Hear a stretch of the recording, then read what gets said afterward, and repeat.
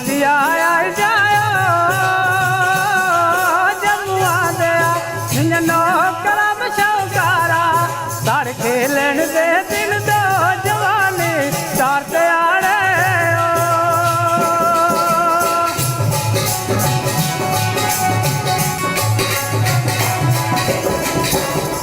सब छुट्टी नहीं दिंदा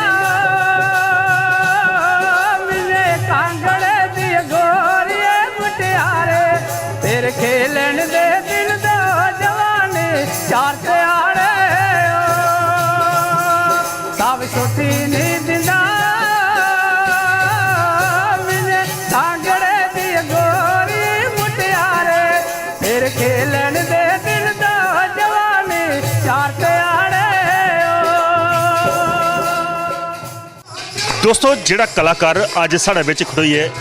अपनी मधुर आवाज़ दे विच साढ़े पारंपरिक जिहड़े गीत वो गा करदे न अस देखा करने उनके कन्नै गलबात करने भाई जी की नाम थोड़ा प्रेम चौधरी। प्रेम जी ये जिहड़ी आवाज़ है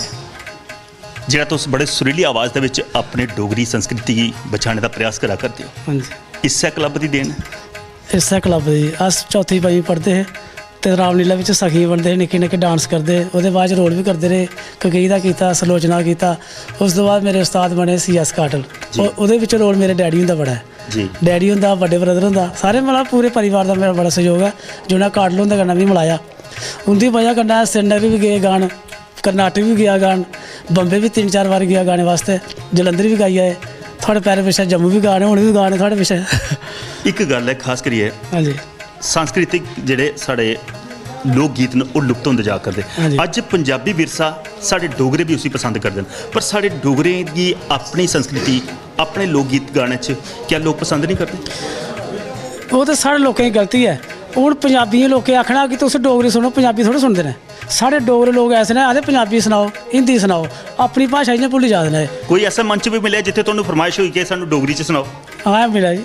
जी हूँ तुस आखे कर्नाटक गेदे उत्थे केह्ड़े उत्थे डोगरी गाए जी बाहर जाइए तुस डोगरी गा दे बाहर बंबे डोगरी गाए कर्नाटक डोगरी गाए जलंधर डोगरी गाए श्रीनगर डोगरी गाए मतलब तो जेह्ड़े इद्धर साढ़े डोगरे आखदे पंजाबी सुनाओ ते पंजाबी नहीं आखदे सानूं डोगरी सुनाओ वो कदें नहीं आखदे प्रेम जी अगर फरमाइश की जा कोई होर एक सोहना जिहा गीत पिंड सुनाई दिन्ने बिल्कुल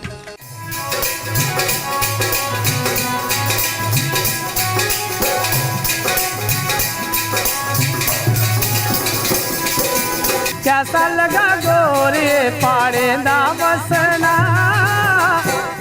दिल लुटी ले गया हो तेरा हंसना दिल लुटी ले गया हो तेरा हंसना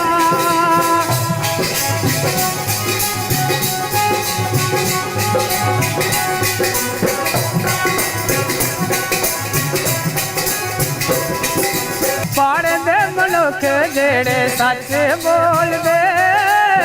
दिला वाला पेट होता सारा खोल दे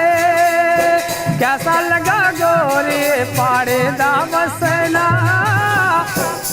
दिल लुटी ले गया हो तेरा हंसना कर छुट्टी आया जाए